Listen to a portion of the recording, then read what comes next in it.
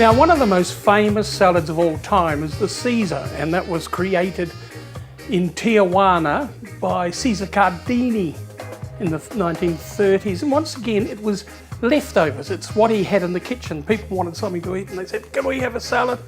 That was all he had left over, and that ended up as the famous Caesar, which started off, may I tell you, as the aviator salad because people were flying down during Prohibition from LA to go to lunch in Tijuana. Anyway, it's got nothing to do with what I'm doing today because I'm doing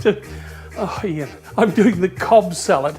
And the Cobb salad, once again, is with leftovers. It was created for the owner of the Brown Derby restaurant in LA. We're very famous.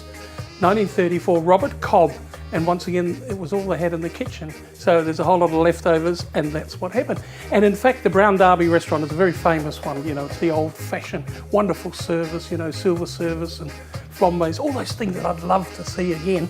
Anyway, the point of the story is there is a replica of the restaurant, not the salad, at Disney World. That's how famous it was. Right, so the first thing about it is we need to make a nice ranch dressing to go with this. See, just have a look here. I've got some leftover chicken. I've also got a bit of leftover blue cheese, and I've got some leftover bacon. I cooked some eggs. They're not leftover, but I cooked those. And I'm going to make a nice ranch dressing, which is a very famous American dressing which they love on salads. I do too. Oh, and by the way, the Cobb salad hasn't disappeared. You still go to a steakhouse in America and they often have the Cobb salad there. So, 1/4 cup of homemade mayonnaise, good tablespoon of sour cream, tablespoon of buttermilk, good splash of hot sauce. Now what I'm using here, Kataya Fire from New Zealand, but you can use Tabasco. You can use almost any hot sauce to be fair, but I really do like the New Zealand one. I have to be honest, I'm a bit biased, aren't I? And a couple of anchovies, and so they go in as well. A couple of tablespoons of freshly grated good Parmesan. This is granite. Of course you could use Reggiano if you had some, but why? It's for salad dressing, for God's sake. A little bit of freshly ground pepper. Don't put any salt in that because you've got those anchovies. And if you found it was a bit thick, you could always add a little bit more buttermilk. Do remember, on our YouTube site there is also that wonderful 10-minute bread which uses buttermilk, sort of an Irish soda bread. Now let's have a taste of this, make sure it's good.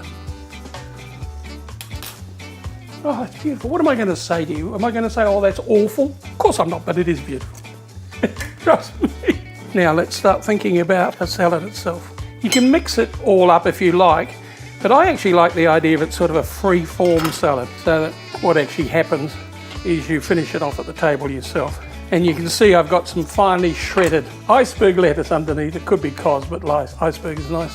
And you either crumble the cheese or just cut it up into pieces.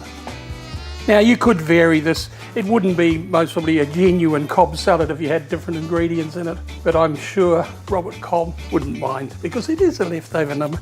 Now the other thing you do is you don't smother it in dressing. You put a decent amount on it, but what we then do is put some extra dressing on the side.